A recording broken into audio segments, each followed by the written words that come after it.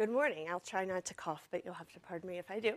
A few years ago at a Chief Learning Officer convention, one of the practitioners was asked, after a long career, what is the one thing that I need to be a successful Chief Learning Officer? And his answer was to stop being a Chief Learning Officer.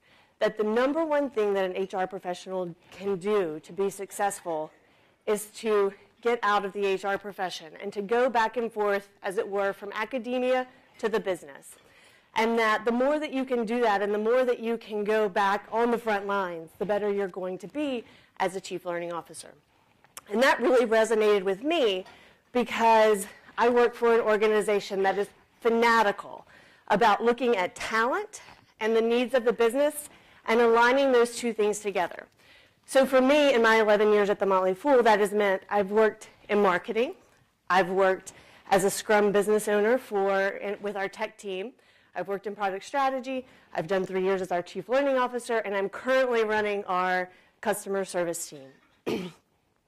And so each of those has added to my toolbox things that I've learned from how each different piece of my organization works and how that compares and contrasts with how my human resources department works. And I think that because I don't think a lot of you will have that same opportunity, I decided I would just take a piece of 3 of those and tell you the upshot so that you don't have to spend years learning it. So first, let's take customer service. The number one thing that I think that an HR professional can learn from customer service is that you have customers. Your employees are your customers, and when they come to you, treat them like that. When you look at world-class organizations and customer service organizations, I think that you can all think of someone who has absolutely wowed you with service. So let's look at Zappos or Rackspace or Nordstrom, and nods. You can always see people's faces light up because those organizations have something in common. They are trying to answer your questions. They're trying to solve your problems, and they want you to leave with a little bit of wow in your day. Especially if you've worked with Zappos, that's exactly what they say. Put a little wow in your customer's day. And I think as an HR professional that we can get so caught up in what we're doing that we can sometimes forget that our employees and our individual employees are each a customer of ours. Now let's contrast that with maybe a not so good experience, and I won't call out specific companies here, but I will just put in your head that maybe you could choose your local cable provider or your cell phone provider. Normally people can think of a not so great customer experience with one of those. And think about what you even think before you have to pick up the phone to call that organization. You're already expecting that you're going to have to work around the person that you're going to talk to and that you are going to learn more about the policies and procedures of that company than you ever wanted to know. And I find that frequently that is our employees' expectations of us as an HR department too. That when they come to us, when they have their hand on our office door, they aren't coming in there thinking, well, I'm going to get my questions answered and we're going to work through this problem and I'm going to leave a little wowed. They're very concerned that they're going to get slapped in the face with red tape, policies, and procedures, and they're going to have to figure out a way to work around us rather than with us.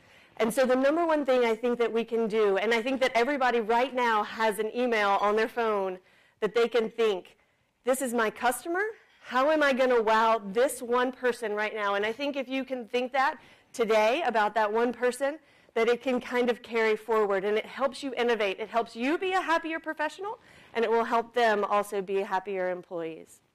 The second place that I spent some time, and I couldn't have been more surprised to find myself as the tech business owner of a Scrum team, that's when your company comes to you and says, we need a tech business owner, and we see that we have this need and you have this talent. And I was like, I don't think I have that talent. And they said, oh, yes, you do. And it was a fascinating place to be because the Motley Fool at its core is a technology company. We do financial advice, but we are much more aligned with the Googles and the Yahoos and the Facebooks of the world than we are with the Merrill Lynch and the Edward Joneses. And so it's a place where things move fast, and it's a place where we're constantly innovating and where it's expected that every single day that you come in with a mindset to top it. I read a quote a couple of years ago, and I couldn't find it. I looked for it for this, but I'll just make it my own, which goes something like this. If you can just make a plan and stick to it for long enough, you will eventually achieve what you used to want to do. And so that is exactly what most of your technology departments figured out a long time ago. The old way of working in technology is a business owner or a product manager would bring to you specs for a product. They would say, this is what I want. How long will it take? The tech department will say, 6 months. Great. So they go off. 6 months, they come back. And guess what? The software developers have created that exact product that you wanted 6 months ago. But things change a lot in 6 months. And so what they were finding in the best case was that the product was off the mark. And in the worst case, that the product was obsolete before it ever even came out of the department. So what most of your technology departments are doing now is working in an agile method. And they run, in my company at least, they run in sprints. And they work very fast in 1 or 2 week increments. In a sprint, just like you would sprint, they run very fast. And so I, as the business owner, come in and I say, this is the minimum viable product. That's a word that they use in the tech world. This is the minimum that I want in the next week or 2 weeks. And this is what the team can give me. So the team would go back. They would work on that one thing. They would come back. I would react to it. Either we would change it because it didn't meet the needs or some need had changed, or they would move on to the next piece of the project. And it's an amazing place to be because the words and even the vocabulary of that department is move fast and break things. Try stuff. Top it. Plus it. Let's just do it. What can we do in the next 2 weeks? That is a constant outcome, is what can we accomplish in this sprint? And what I found, so that was the job right before I came to my Chief Learning Officer role, and what I found a couple of months into my Chief Learning Officer role was that my organization embraced that so fully for my tech department, and they did not allow my HR department that same flexibility. And not only that, my HR department didn't demand it, and we didn't expect it of ourselves. And so I looked around and I looked at how we were working and how we would spend 6 months creating a system that was perfect for, I'll pick on feedback a lot probably during this talk, for feedback. We would spend 6 months trying to figure out the perfect way to do it. We would roll it out, and then we would have put so much time and effort into it that we weren't willing for it to fail, and we weren't willing to make changes because we had made it so strict in that 6 months, and we hadn't reacted to the needs of our workforce. And I looked around and I said, me too, let me use those same words with you, organization, that you're using with me. I want to move fast and I want to break things. I want to make mistakes. I want you to know that I am going to try stuff, and I am going to commit to trying things faster. I'm not going to commit to being perfect, but I am going to commit to making the changes when things are not perfect. And so what we did was we did that. And so now, instead of spending 6 months on a feedback system, we come out of a meeting and we say, what is the next best idea that we have for feedback, and what are we going to implement today? And we say to our workforce, we're not perfect, and we're going to make mistakes. And guess what? Nobody in the history of the world has ever gotten feedback right. Maybe you have, and come talk to me after. So I can pretend like I've done this perfectly, or I can acknowledge that our organization is different from any other organization, just like your organization is different from any other organization. And we're going to try something this time, and the good things we're going to keep, and the bad things we're going to discard. And that leads me to marketing. And what marketing is doing, all of your marketing departments are testing and learning and focusing solely on results. And so a marketing team will use a best practice, and I find that this is a key difference between my days in marketing and my days in human resources. Marketing looks at a best practice as a starting point. Any marketing team that you have that implements a best practice, if they still have that, a year from now, they probably aren't doing their jobs well, because their role is to take a best practice and constantly innovate to top it, constantly test and learn against it. So at the end, they're constantly taking a test and saying, all right, this works better or this works worse. And so by the end of maybe a year, where they started and where they ended is completely different, because no best practice is right for every group of consumers. No best practice is right for your organization versus another organization. And what I find in HR is frequently the world-class HR organizations will say, we are world-class because we have these best practices. And the best practice in HR is an endpoint rather than a starting point. And so what I would encourage you to do from my marketing perspective is to use your best practice as a starting point to test against and to learn against. And that what we're doing is we are looking at results, and we're looking at the outcomes rather than the numbers. Your marketing team would never say, we sent out 2 million emails and they were received. They would look at the results of those emails. And so what I found with our feedback system was that we were looking at things like we had 90% participation. That is not a result. That is not what I want from my feedback. I don't want participation. I want results.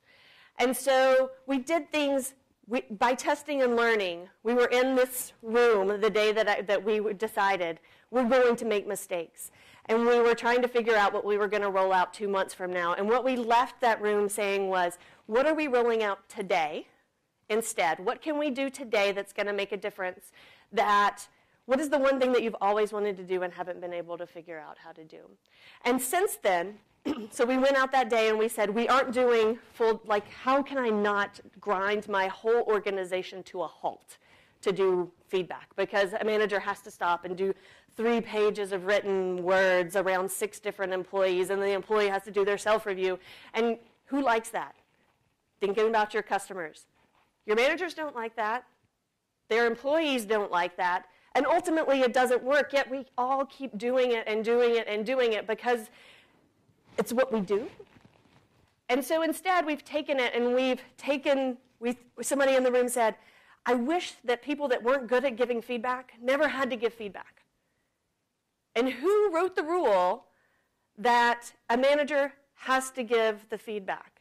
And so what we did was we found managers that are awesome at giving feedback and managers that really aren't great at giving feedback. And we just gave feedback from the people who were great at giving feedback. And we took that role away from those managers who weren't good at it. And what we found is that our workforce is more able to react to that feedback because it is given with a distance sometimes from the manager, and it's given in a great way. So we had people that for years and years and years we felt like we had been giving them the exact same feedback without results. And what we really needed to do was just to change the person that gave the feedback, and all of a sudden we were seeing the results very clearly, and we were measuring toward the results. I think that you don't have to actually spend time in a different department and change roles, but I do think that if you spend some time in the different departments that are in your organization right now, that you can actually affect change, but you need to go in not with your HR hat on of how am I going to fix this department. You need to go in with your learning hat on of what is this piece of my organization doing that I can take back to HR and do right now that will not only help us work better, will help us work faster, help us be more innovative, but also help us talk better between the departments. So you better believe that as my HR department talks to my tech department and says, we're moving fast and breaking things, that my tech department hears they're moving fast and they're fixing things. And they're able to see that we're working like they're working, and we're able to more clearly understand the needs of that part of the organization because we're working similarly. And we're able to show them progress, and they're able to come to us with their hand on that door knowing that they're about to have a little bit of wow rather than a policy or a procedure that they're going to have to overcome. Thank you.